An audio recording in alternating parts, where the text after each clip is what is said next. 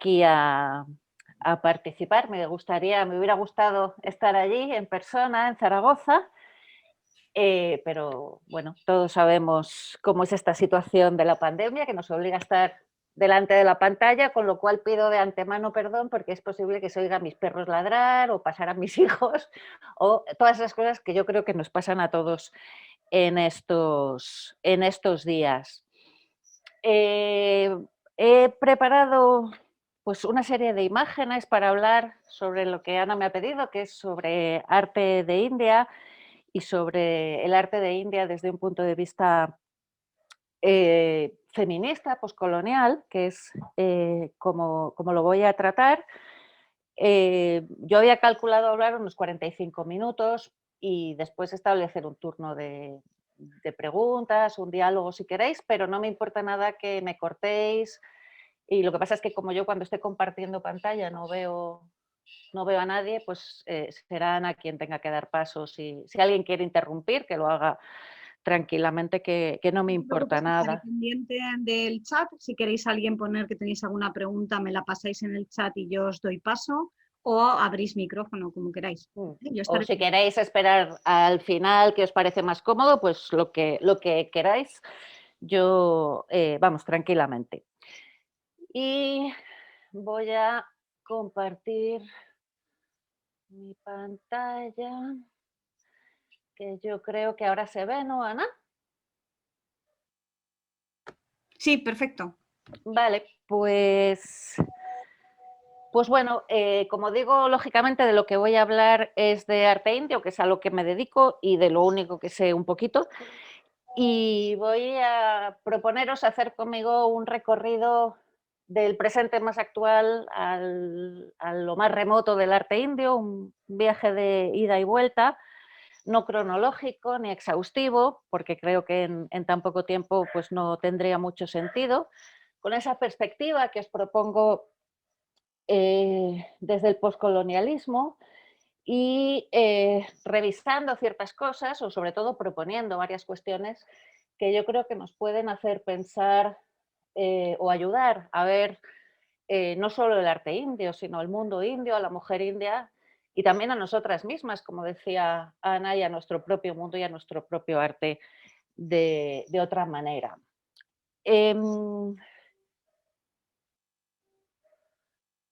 Pues ahora le doy y esto no anda. A ver, así. Vale. Empezando por el principio, por lo más antiguo,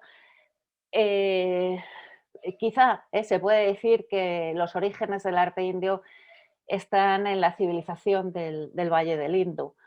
Eso es una cultura que se desarrolla desde aproximadamente el 4600 a.C., que corre en paralelo con el Imperio Antiguo de Egipto y con Mesopotamia, y que se desarrolló en torno al río Indo. He puesto en esta imagen, en esta pantalla, ese mapa donde se ven todas las poblaciones excavadas hasta el momento, más de 200, que pertenecían a esta cultura, y una serie de, bueno, estos son trabajos en 3D hechos por historiadores que trabajan con estas técnicas que nos permiten ver cómo habría sido una ciudad de aquella antigua civilización, con la que me interesa especialmente empezar, porque yo creo que ahí se pueden encontrar las claves de muchas cosas. La cultura del Valle del Indo no tiene una escritura que se haya podido traducir. Tenemos muchas incógnitas y muchas preguntas respecto a ella y no sabemos exactamente ni qué tipo de religión, de creencias tenían, ni cómo estaban organizados socialmente, pero la arqueología nos ha dado algunas pistas que yo creo que nos presentan un mundo especialmente interesante, especialmente desde el punto de vista feminista, como decía antes. Se trata de una federación posiblemente de ciudades, ciudades con un urbanismo enormemente desarrollado, que los arqueólogos han llegado a comparar con el de la Roma imperial, con un sistema de alcantarillado, de agua corriente, de construcciones impresionante, y ciudades que, sin embargo, no estaban amuralladas, no tenían defensas y donde no se han encontrado armas, no se fabricaban armas. No existía posiblemente una capital que ejerciera el poder sobre las demás, sino que, como digo, posiblemente sería una federación de pequeñas ciudades que vivían de forma pacífica, vivían de la agricultura fundamentalmente, y una agricultura que no solo consumían ellos, sino que exportaban a otras zonas del mundo. Casi todas las ciudades están en torno al río Indo, que era navegable entonces, y lo que sí que se han encontrado es gran cantidad de dársenas, de restos de barcos, que sabemos que exportaban todos esos productos agrícolas al resto del mundo. Me interesa muchísimo esto de que sean ciudades pacíficas, ciudades sin armas, ciudades sin murallas y ciudades también donde se han encontrado gran cantidad de juegos y de juguetes.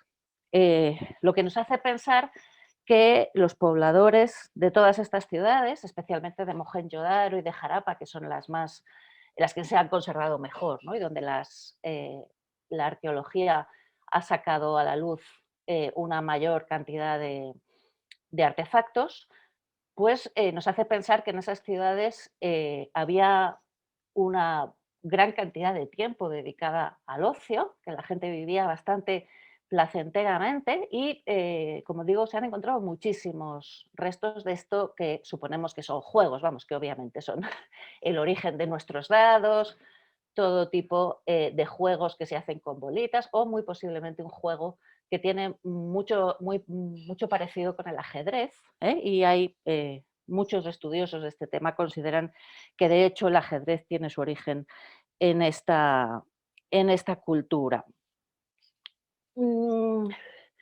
Respecto a las creencias, digo que no se sabe nada, puesto que no tenemos textos que nos den cuenta de ello, pero se han encontrado también gran cantidad de figuritas femeninas que los arqueólogos llaman diosas madre y que equiparan a todas esas diosas neolíticas que han aparecido en muchas culturas del mundo. Figuras de pequeño tamaño, de factura tosca, hechas generalmente de arcilla y con esa técnica del pastillaje, esa técnica que es como, pues como hacemos la plastilina, ¿no? Se van pegando trocitos manualmente de una manera pues muy directa y son mujeres con los senos muy desarrollados, que muchas veces tienen marcada la vulva, que a veces llevan niños en brazos, incluso a veces se ve como de la vagina surge vegetación. Diosas posiblemente madres, diosas de la fertilidad, que como digo se han encontrado en abundancia. En muchísimas de las casas de estas ciudades existían estas piezas que obviamente debemos pensar que no eran imágenes de culto, sino que eran más bien piezas domésticas realizadas por las mujeres en el entorno del hogar, donde debería existir o posiblemente existiera un culto a esta diosa femenina, un culto a la fertilidad, a la maternidad, que, con ese carácter no colectivo, sino familiar. Esta idea nos retrotrae inmediatamente, claro, a toda una serie de reflexiones que se pusieron muy de moda en los años 20 y en los años 30 en Europa, cuando se empezó a trabajar mucho sobre la idea de Gaia, de la diosa tierra, de la diosa madre, una diosa precristiana que, según algunos teóricos, habría gobernado una época dorada de la existencia humana. Esto es algo sobre lo que se habló mucho, se escribió mucho en aquel momento y que luego fue muy denostado, muy rechazado y de hecho se olvidó en el mundo académico. Esa forma o esa cultura que existiría antes de los grandes imperios y que estaría vinculada con lo agrícola, con la tierra y con esta diosa madre. De hecho, hay una arqueóloga que a mí me interesa mucho, que es Marija Gimbutas, una arqueóloga lituana, que excavó mucho, no en India, pero en otras partes del mundo, precisamente estas culturas precristianas, y que estableció toda una teoría sobre la conexión entre estas poblaciones que tienen cultos femeninos, que son sociedades no armadas, que viven en paz, que viven de la agricultura, y donde posiblemente existía algún tipo de matriarcado. Por supuesto, estas teorías de María Gimbutas fueron pues criticadísimas en un ámbito, como ya sabemos, pues muy dominado por hombres, como es el de la antropología y el de la arqueología, pero desde luego yo lo quiero traer a colación porque viendo esta cultura del Valle del Indo, tenemos la posibilidad no solo de repensar esta hipótesis, sino también de ver cómo se ha mantenido viva hasta nuestros días. Aquella hipótesis que planteaba Gimbutas en otros lugares, especialmente de Europa del Este, en otras excavaciones, pues se referían exclusivamente al pasado. Pero una de las grandes cualidades que tiene India es que trae el pasado al presente con una fuerza arrolladora, y existen toda una serie de grupos que perviven en India y que mantienen ritos, cultos, creencias, formas de vida antiquísimas. De manera que hoy en muchísimas aldeas de India seguimos viendo cómo las mujeres hacen estas diosas de arcilla y cómo se las adora en casa, especialmente en grupos tribales, en grupos que han conseguido mantenerse aislados de la vida urbana y sobre todo del desarrollo del capitalismo. Esto yo creo que es una de las cosas más sorprendentes, más mágicas de India, ¿no? Que nos permite ver el pasado en el presente con una fuerza enorme, algo excepcional, y que nos permite identificar creencias, divinidades, rituales, formas de vida del presente que están ya en un momento tan antiguo como esta civilización del Valle del Indo. Aquí traigo otra de las imágenes encontradas en el Valle del Indo.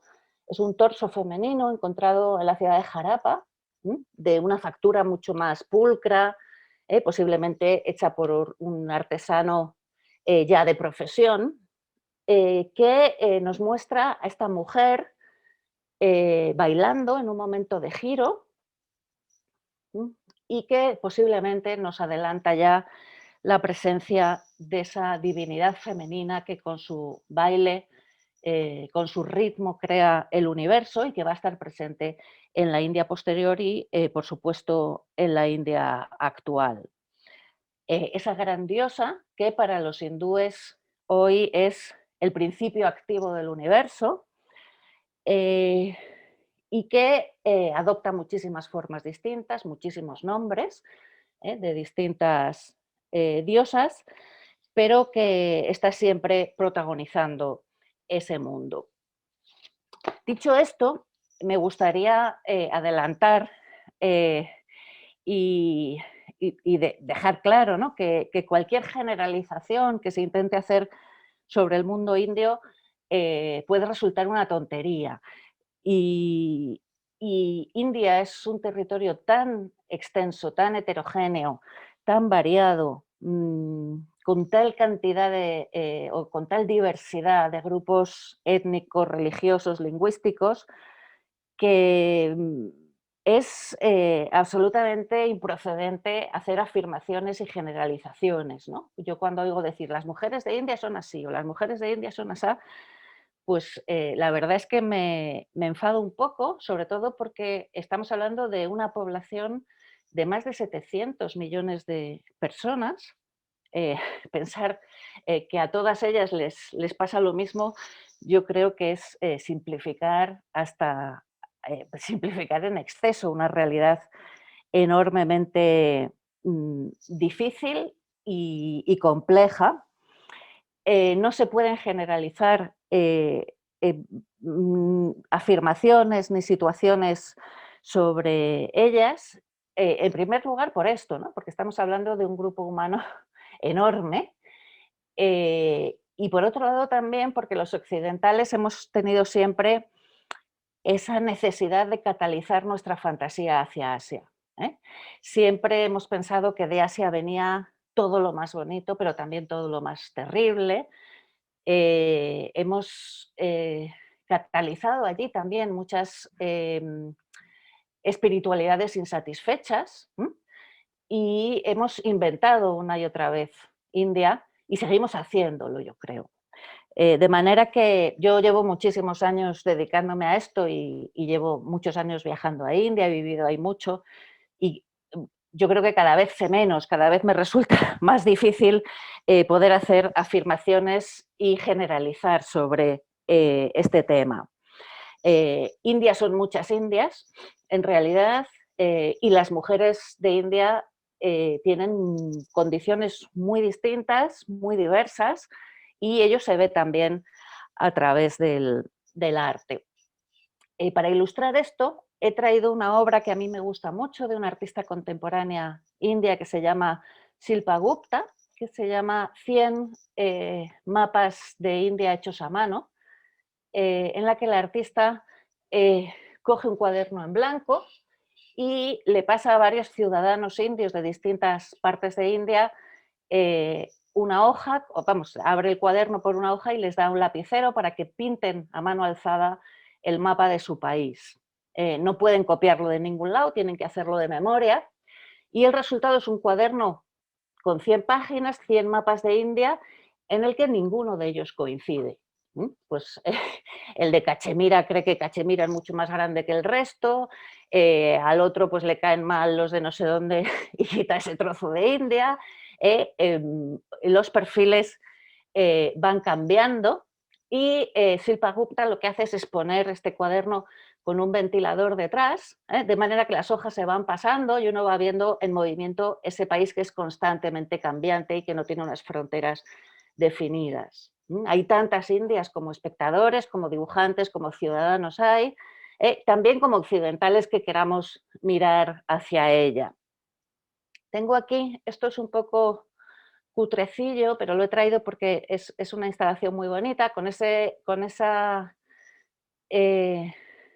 cuaderno, Shilpa Gupta hizo un vídeo superponiendo las distintas imágenes de India y esto está pues ahí pirateado en una galería de arte muy mal hecho.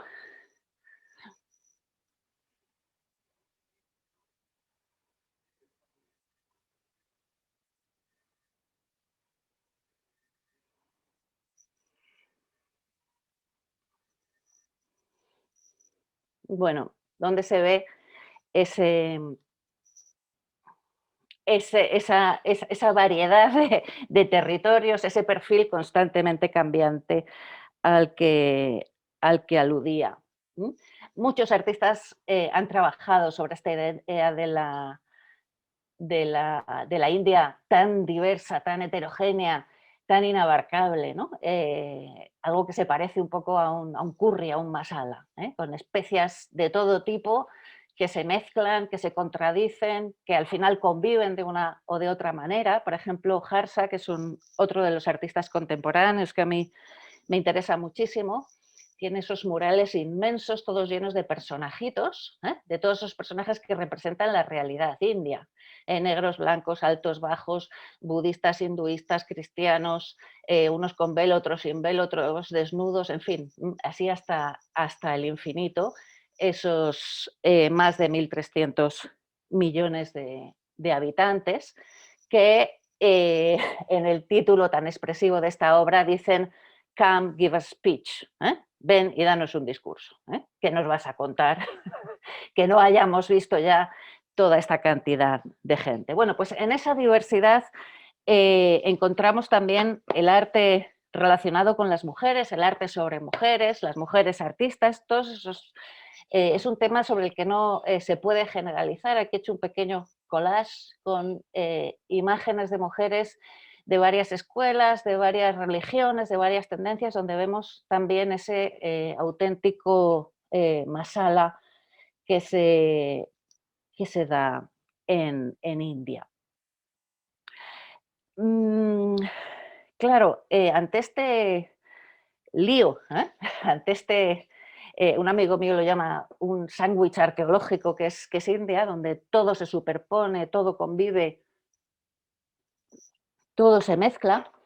Hay una realidad a la que yo creo que sí que uno se puede agarrar para intentar empezar a entender ese mundo, que es la tradición. La tradición como verdadero soporte del conocimiento, del arte, de la estructura social, una tradición que es absolutamente respetada, constantemente revisada y comentada, y que además es transmitida de madres a hijas a través de las mujeres. Esto es una idea que a los occidentales nos choca mucho, pero que es común a todo el resto de los países de Asia también. Si os fijáis, nosotros en Occidente hablamos constantemente de la idea de progreso, como si la historia fuera una línea y tuviésemos claro que va a llegar a un punto que siempre es mejor que en el que estamos ahora. Y, y además hablamos de las distintas fases como superación de lo anterior. En la historia del arte eso es muy claro. A mí por lo menos, supongo que a todo el mundo se lo han explicado así. El gótico es una superación del románico, porque por fin los artistas son capaces de levantar esas bóvedas y dar luz al interior. Y luego llega el Renacimiento, que es una superación del gótico, porque se puede hacer perspectiva tridimensional, y así vamos avanzando en la historia con una serie de obras que lo que hacen es superar a lo anterior, que siempre es considerado como antiguo y es desechado, por tanto, ¿no? Esto ocurre en el arte clarísimamente, pero ocurre en la filosofía, ocurre en la literatura, ocurre en muchos aspectos, en la moda, ¿no? En muchos aspectos de nuestra vida. En India la concepción del tiempo no es lineal en el pensamiento indio. Las cosas suceden una y otra vez, hay una recurrencia del tiempo y de los acontecimientos que hacen que esa idea de progreso hacia un punto determinado pues no exista y mm, realmente todo es girar una y otra vez en torno a esa tradición que está ahí fija, a lo que dicen en primer término los Vedas, los textos sagrados, y a eso que hacen los primeros maestros y que los siguientes solamente van comentando, rehaciendo, revisitando. Esto es, yo creo que muy importante tenerlo en cuenta y es una de las cosas que nos permite acercarnos más al mundo indio y entender sobre él. Y para ilustrarlo traería otra obra contemporánea. Voy a poner obras contemporáneas, antiguas, medievales, budistas, de todas las épocas. Es una obra de otra artista muy interesante que se llama Bharti Ker, que a mí también me gusta mucho, que se llama La piel habla un lenguaje que no es el suyo, y es este elefante colosal, es un elefante de tamaño natural, que está, no sabemos si cayéndose al suelo o intentando levantarse, y que está todo forrado, está totalmente forrado de esos bindis con forma de espermatozoide. Bueno, los indios los llaman bindi de serpiente. El bindi es la marca que las mujeres se ponen en el entrecejo todas las mañanas, que es yo creo que una de las metáforas más potentes del mundo indio. Me interesa muchísimo esta pieza porque el elefante es el símbolo de la tradición india. Es el animal más importante, el animal más venerado, el rey de la selva, y siempre en el arte ha representado esa tradición que está allí inamovible. Bharti Ker en 2006 hace esta obra en la que esa mole que es India puede que se esté desmoronando. Es una obra que habla sobre quizá la pérdida de esa tradición, el olvido de la India más popular, pero que también podemos entender como ese gran animal que, a pesar de haberse caído, va a volver a levantarse. A mí, como digo, es una obra que me gusta especialmente porque también me gustan mucho los animales y me gustan muchísimo los elefantes. Y el elefante, como es bien sabido, es un animal que vive en manadas matriarcales. Los machos viven ajenos a ese grupo, que está dirigido por la elefanta más anciana, que tiene una sabiduría y una memoria enorme, que protegen a sus crías y sus entornos de una manera muy bonita y muy especial. Entonces me parece que es un símbolo muy potente de lo que es el mundo indio. Esos millones de bindis con los que está hecho, vuelvo a poner la imagen porque es muy espectacular, con los que está hecha la pieza, nos recuerdan también a esos millones de mujeres que todas las mañanas se levantan, se ponen frente al espejo y se colocan el bindi, empezando un día nuevo, ese ritual de volver a empezar, y que Barty Kerr coloca de una manera muy bonita en este elefante como algo que fluye constantemente y que llena de vida algo que parece que podría estar muerto, pero que en realidad está lleno de energía. El elefante, como digo, es el símbolo de la tradición india. Está ahí desde el Neolítico, aquí tengo un sello neolítico. Se utiliza en el budismo, estas dos otras obras son del siglo I del siglo II antes de Cristo y del siglo I antes de Cristo, obras budistas en las que vemos a una divinidad femenina que aparece también en el Neolítico y que aparece incluso en Mesopotamia. Los indios la llamarán Gaia Lakshmi, que es la diosa de la fortuna, y que aparece bañada por esos dos elefantes, como bendecida por la tradición, surgiendo de una flor, y que, como digo, está en el Neolítico, es asimilada por el budismo, es asimilada posteriormente por el hinduismo. Esto es una obra hinduista del siglo VIII, esto es el Hora, y ahí se ve a la diosa bañada por los elefantes, o en escultura, en miniatura, esto es una ilustración del siglo XVIII, o algo que es muy especial del mundo indio, muy característico, es que ese simbolismo de la tradición como soporte de todo el mundo indio mm, es algo que no es solo metafórico, sino también físico. De hecho, los monumentos, los edificios, los elementos sustentantes, los capiteles, las ménsulas de los edificios, es decir, los elementos que soportan el peso, son estos elefantes. Esto lo vemos, por ejemplo, muy bien aquí en Sanchi, esos elefantes que hacen de capiteles, o aquí en esta obra muy conocida de Sanchi, también estamos en el siglo I antes de Cristo, que soportan como las mujeres, y luego hablaré de este elemento femenino, el peso de toda la construcción, es decir, el peso de India.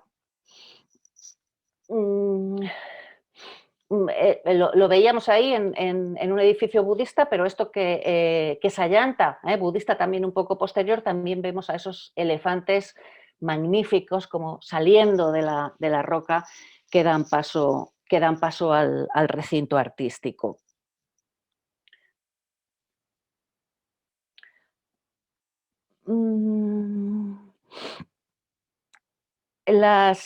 No sé si estas cosas raras que pasan, pues se me ha ido una imagen, pero no pasa nada. Sabemos que son los pequeños inconvenientes de la tecnología.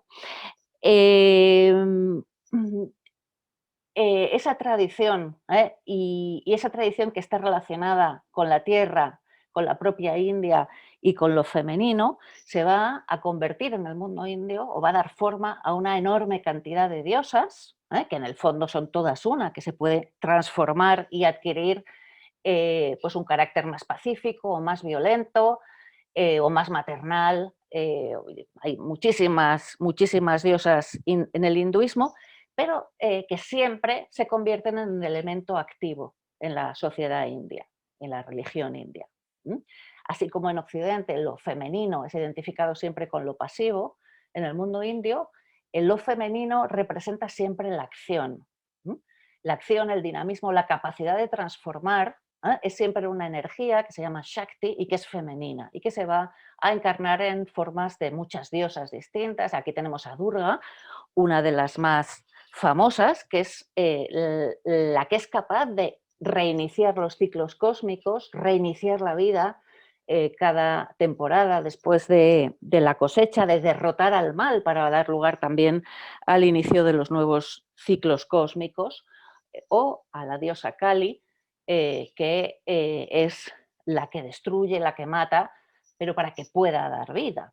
Es decir, la que de nuevo establece la continuidad en ese eslabón, en ese tiempo cíclico en el que vida y muerte son partes de una misma, o dos caras de una misma moneda, inseparables, dos eslabones que no pueden vivir independientemente uno de otro.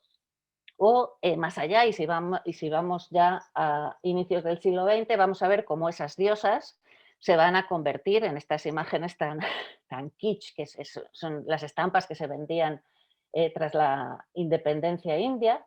Esa diosa se va a convertir en la imagen de la diosa madre, la diosa india, que, como muy bien sabrá, pues sabréis, muchas de las personas que estáis ahí, se va a convertir en una de las formas de amalgamar a todos los indios en el momento de la independencia. Esa imagen de una diosa que unifica todas las creencias y que incluso aquí soportará a Gandhi muerto.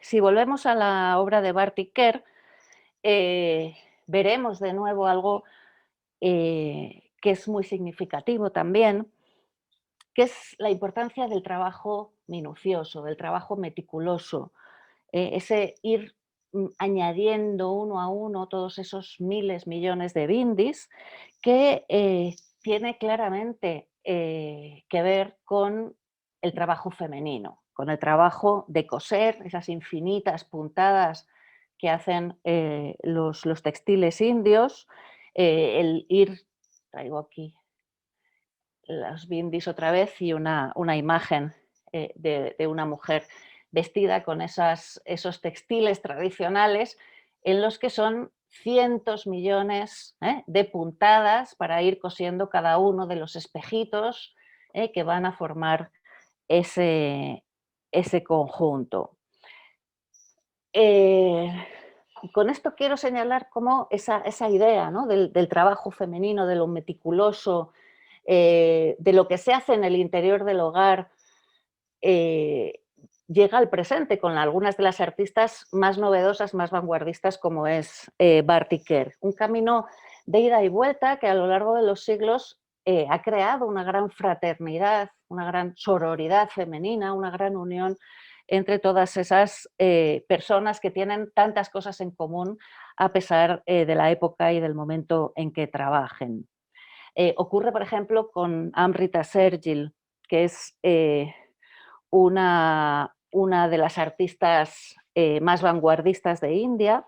Vivió en la primera mitad del siglo XX y es una mujer absolutamente emancipada, que confesó abiertamente su bisexualidad, que vivió una vida libre, estudió en París pintura, fue una mujer que viajó muchísimo y que tiene la osadía de autorretratarse así, bueno, y desnuda también se autorretrató en un momento en que en India eso era prácticamente impensable y que... Y ahora... Ahí. Y que, sin embargo, cuando vuelve a India, después de su formación como artista en ese París en plena efervescencia de la vanguardia, inmediatamente vuelve al mundo rural y se acerca al tema de lo indio a través de la imagen de la mujer rural. Pintó, bueno, no muchísimas escenas porque murió jovencísima, Amrita Shergill, si no seguramente habría llegado a ser una de las grandes artistas del siglo XX, y pinta esas escenas del mundo rural indio en el que ella va a identificar esa necesidad de rebeldía, de autoexpresión que siente, ese mundo en el que las mujeres se acompañan, se transmiten las historias, se cuentan los cuentos, educan a los hijos. Un mundo rural donde las protagonistas son las mujeres. India es o ha sido hasta hace muy poquito mayoritariamente un país rural, donde la mayor parte de la población vive en el campo, vive de la agricultura. Eso está cambiando muy, muy rápidamente, es cierto, pero donde la vida cotidiana tiene que ver con la agricultura, con esas pequeñas aldeas, donde son las mujeres las que organizan la vida diaria, el trabajo del campo y el trabajo doméstico también.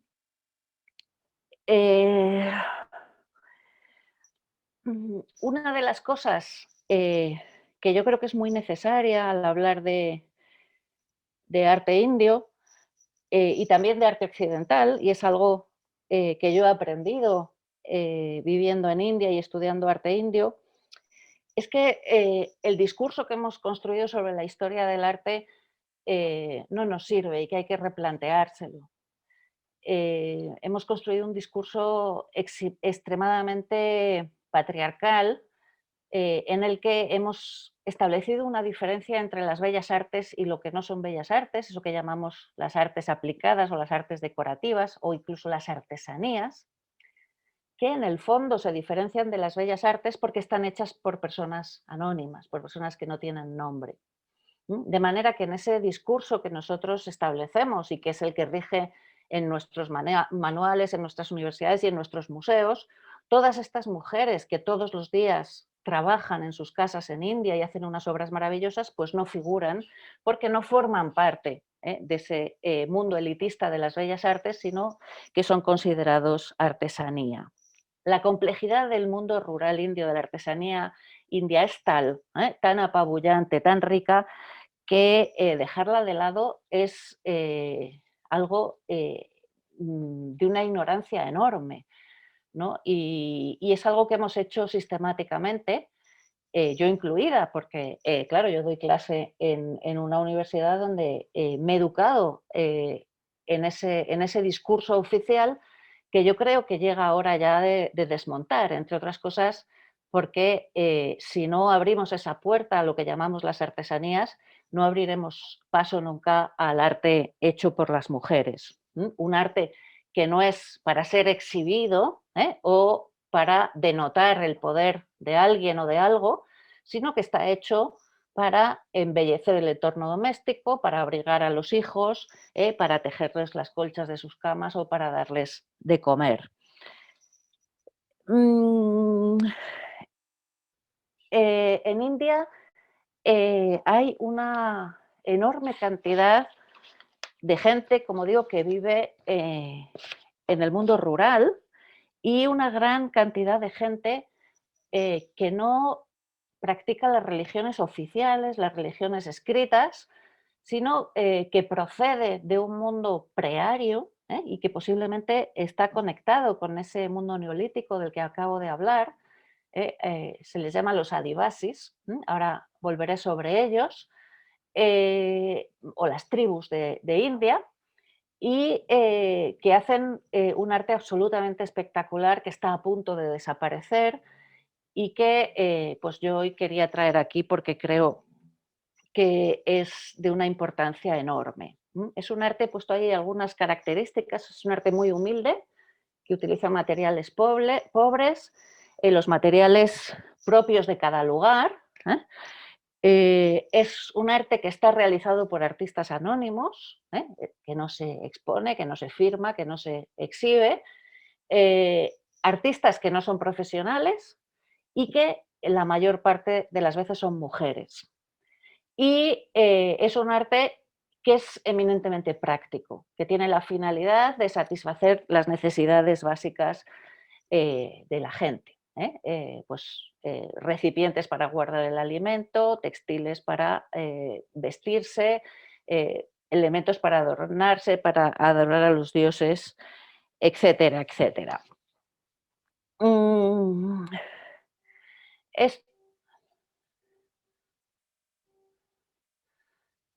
Ay, perdón, es que no consigo pasar bien las imágenes.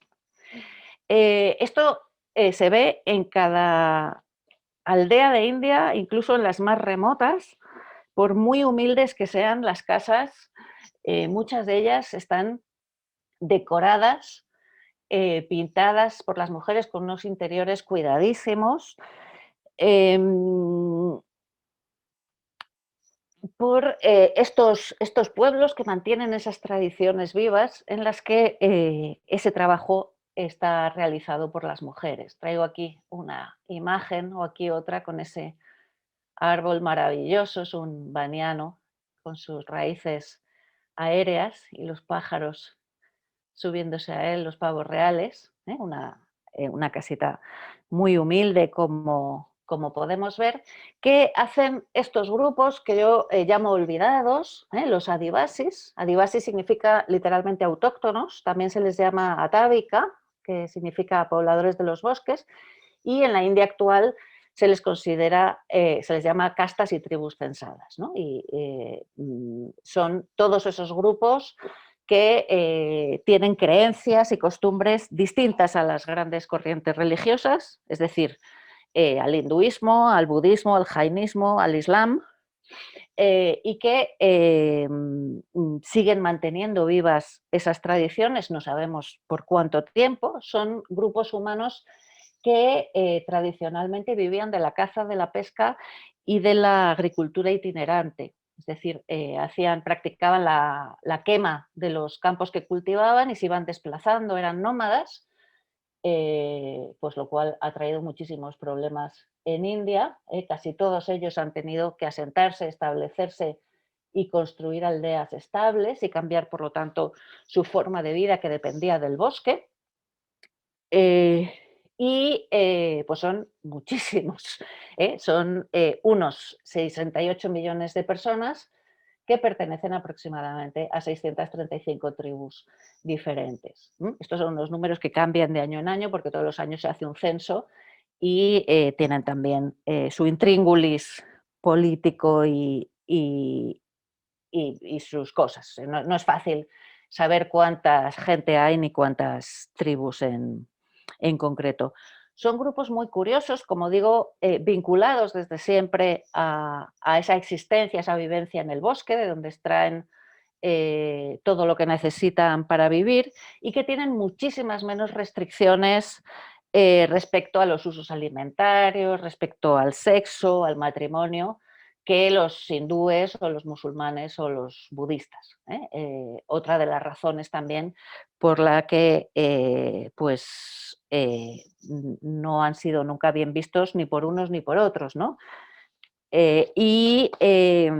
También carecen de una lengua escrita, por lo que, de nuevo, toda esa tradición y el conocimiento de su origen y del significado de lo que hacen se transmite de manera oral, de madre a hija, y se transmite también, como vamos a ver ahora, a través de sus manifestaciones artísticas. He traído imágenes de algunos de estos grupos, como ya digo, hasta 635 tribus distintas, algunas de ellas totalmente desconocidas, de las que se sabe muy poco, que viven en lugares inaccesibles, otras mucho más estudiadas, unas nada integradas en la sociedad india y otras ya integradas al completo. Aquí tenemos, por ejemplo, a los Naga, o ahí traía un par de imágenes de los Gon, que viven en vuestra zona, ¿no? Donde tenéis vuestros proyectos de vuestra asociación. y aquí los santal, los oraons o abajo los bastar, que hacen un trabajo en bronce espectacular. O aquí traigo una imagen de una de los grupos más curiosos y más desconocidos también. Son muy difíciles de conectar. Yo tuve la suerte de estar con uno de los grupos que sigue existiendo el año pasado, que son los Toda, que se considera que son, es una de las teorías que hay, que son herederos de los griegos. Tienen una lengua que nadie entiende de dónde viene, que hay muchos estudiosos, vamos, algunos estudiosos trabajando sobre ella y no tiene nada en común con ninguna de las lenguas de India. O, por supuesto, los Warli. He traído en estas fotos en blanco y negro, que son unas fotos muy, muy bonitas, hechas ya hace muchos años por Yasodhara Dalmia, que fue quien los estudió, y donde se ve a esas mujeres decorando sus casas, el interior de esas casas de adobe donde viven, donde ellas con pasta de arroz molido pintan sobre el adobe todas esas pinturas maravillosas. Podemos establecer quizá una serie de conexiones entre todos estos grupos, entre todo el arte de estos grupos, que, como digo, yo creo que nos pueden hacer pensar sobre el papel de la mujer y también sobre nuestro propio arte. Una de las cosas que tienen en común y que se ve a través de sus creaciones es que tienen una concepción no lineal del tiempo. Todos ellos tienen mitos que hablan del pasado, del presente y del futuro como algo recurrente y lo plasman. Por ejemplo, esto es una pintura Worley a través de ese mito del universo creado por las hormigas. Otra característica común a todos ellos es, por supuesto, la creencia en la magia de los bosques. He dicho que todos son pueblos vinculados a la vida en el bosque. El árbol es el elemento fundamental de adoración y en torno al árbol todos los seres sobrenaturales cuya ira hay que aplacar si uno quiere poder obtener a cambio los frutos del bosque. En relación con esto, bueno, para cualquier persona que haya ido a India conoce bien el culto a los árboles que existe desde antes de la llegada de los arios, eso es en 1700 a.C. Los árboles son el lugar de la fertilidad, el lugar de la vida, el lugar en torno al que se desarrolla toda la vida de las aldeas, que además se encarna en un personaje femenino, que es la Yakshini, que es el personaje más representado en el arte indio, esta encarnación de la fertilidad del árbol. Hay un texto muy bonito de Octavio Paz, un ensayo en el que compara la imagen femenina más repetida en India, que es la Yakshini, y la imagen más repetida en el cristianismo, que es la imagen de la Virgen María. Un ensayo precioso que aconsejo muchísimo leer. También los ríos, el elemento fundamental, conductor de la vida en India, es una divinidad, pero una divinidad femenina. Los dioses indios son dioses femeninos. Esto es la diosa Ganga, que se antropomorfiza y se convierte en esta mujer que cabalga sobre las aguas del río. Toda esta vinculación con la naturaleza, todos estos cultos prearios que, como digo, hoy siguen vivos, han dado lugar a movimientos ecologistas enormemente importantes y a un desarrollo de eso que llamamos el ecofeminismo, que yo creo que no tiene parangón tampoco en ningún lugar del mundo. He puesto a la izquierda una fotografía del movimiento Chipko, el movimiento Abrazar los Árboles de India, y a la derecha una fotografía de Vandana Shiva, yo creo que una de las pensadoras más interesantes del panorama actual, escritora, filósofa, física, que es una de las activistas más importantes en el mundo del ecofeminismo hoy en día. Otra de las características fundamentales de este tipo de arte es que lo que se representa son esas creencias que siempre tienen que ver, o casi siempre tienen que ver, con divinidades femeninas. Aquí tenemos, por ejemplo, a una pintora Madhubani, autora de estas obras, o a la izquierda una obra de Mitila y otra de la tribu de los Gon, que representan ese mundo femenino, esa energía femenina, esa Shakti. Junto a la representación de estas divinidades femeninas, toda una serie de representaciones, de imágenes de divinidades que tienen que ver con el encuentro y con la fusión de los contrarios. Son mitos de reintegración que hablan de la capacidad de convivencia que tienen distintos grupos humanos que se han ido superponiendo, y todo eso en el pensamiento mítico se traduce a través de toda una serie de imágenes de divinidades que representan la unión de lo uno y lo otro, también de lo masculino y de lo femenino. Y por supuesto, todas estas obras de todas estas mujeres tienen en común que tienen un carácter autoritario, utilitario y vivo. Es un arte que sirve para la vida cotidiana, que tiene una finalidad no solo estética. Obviamente estas mujeres pues decoran sus casas, pero sobre todo lo que hacen es hacer la vida más cómoda, más bella, más útil a los que viven con ellos. Sobre los muros de sus casas, muchísimas de las mujeres de los distintos grupos tribales de India pintan escenas siguiendo un estilo u otro que tienen que ver con sus orígenes, con los orígenes míticos de su tribu, que tienen que ver con las enseñanzas que deben transmitir a los suyos y que además año tras año hay que rehacer, porque son borrados por las lluvias cuando llega el monzón, y es un trabajo que se hace constantemente se está regenerando, y en el que participan las mujeres de la casa, que van transmitiendo de unas a otras no solo la técnica, sino obviamente el contenido de estas pinturas.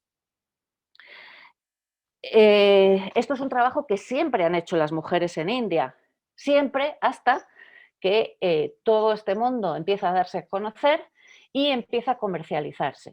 Hay un momento en los años 80 del siglo XX en que se empieza a pedir a algunos de estas tribus que pinten sobre materiales portátiles sus obras, empiezan a exponerse y empiezan a comprarse. Esta es una obra de un artista Worley muy conocido, en el que incluye pues, todos los cambios de la vida, cómo llega el tren o hay un helicóptero, las cosas que pasan en su sociedad, pero empiezan a ser hechas por hombres. En el momento en que hay dinero por medio y empieza a introducirse este sistema de compraventa en el mundo del arte, son los hombres los que empiezan a realizarlo.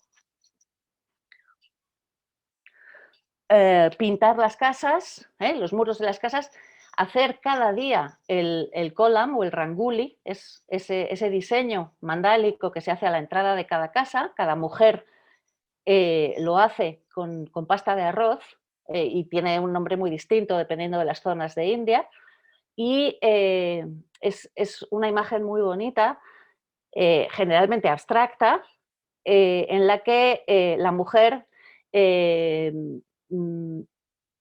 indica que su casa ya está preparada para recibir visitas, se coloca en la puerta de entrada, y también tiene todo un simbolismo cósmico también, porque se hace con arroz, con harina de arroz, que se comen las hormigas y los bichitos. Entonces, al principio del día, ahí tenemos estas obras tan bonitas y tan perfectas, pero que a lo largo del día van difuminándose, van modificándose, van cambiando conforme los animales se van comiendo las miguitas, de manera que todos los días de nuevo hay que rehacerlo. La decoración de la casa, los textiles con los que se van a vestir, hay una infinidad enorme de motivos textiles y de técnicas dependiendo de la zona, que además van asociadas también con ese hecho de abrigar, de cobijar, y también en muchas ocasiones son narrativas y cuentan los aconteceres de la aldea o de la familia. En esta idea del arte como transmisor de la tradición, y no solo de la tradición, sino también de los acontecimientos del mundo, hay una manifestación que a mí me parece enormemente interesante por el papel didáctico que tiene, que es la pintura de rollos, la pintura patua. También hay muchas técnicas distintas en distintas zonas de India. Estos son patuas de Bengala, que son contadores de cuentos.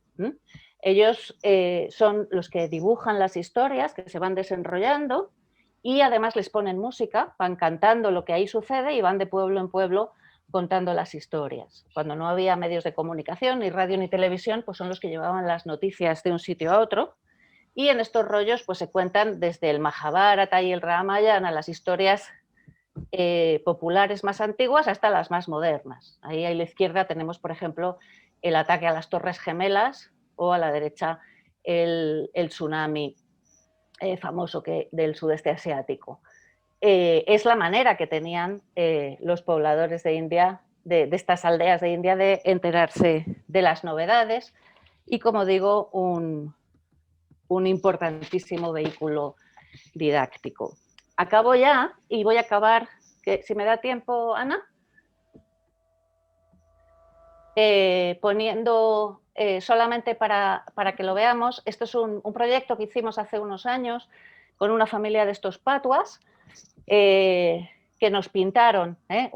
Hicimos una colaboración con ellos en una aldea de Bengala y la familia nos pintó un rollo donde nosotros les pedimos que contaran nuestra historia y nosotros, un grupo de alumnos de Bellas Artes con los que hicimos el proyecto, pues pintaron en la pared de su casa la historia de ellos. Y lo traigo esto para ver cómo esa pintura hecha por las mujeres de la casa luego es puesta en palabras y en música también por ellas.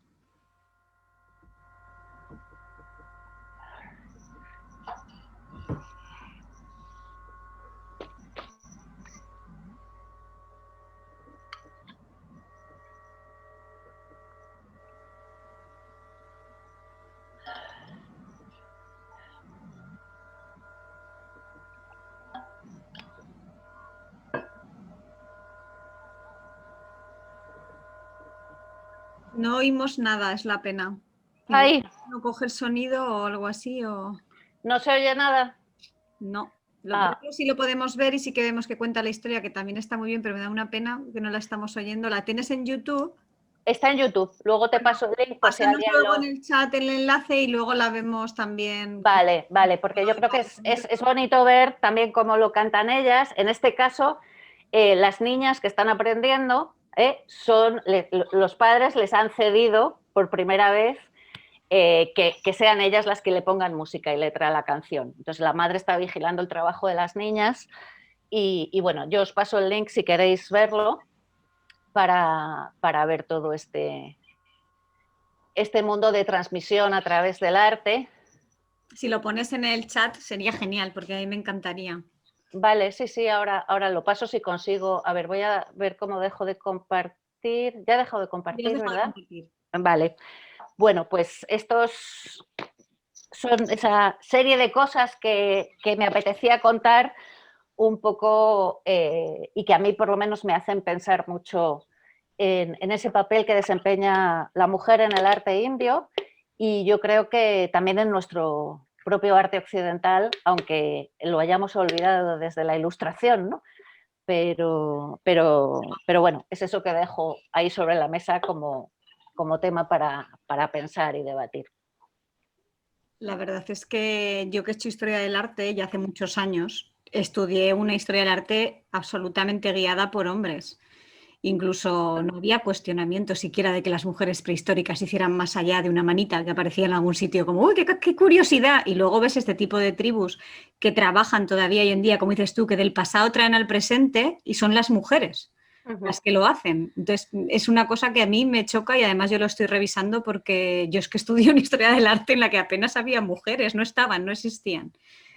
Pero, Claro, yo creo que es bueno cuestionarse eso, porque no, eso que he contado de Jambutas, ¿no? Y de las sociedades pacíficas relacionadas con el mundo femenino, que tienen además mucho que ver con el origen del arte, yo creo, porque muchas veces nos cuentan que el arte empieza cuando el cazador, ¿no?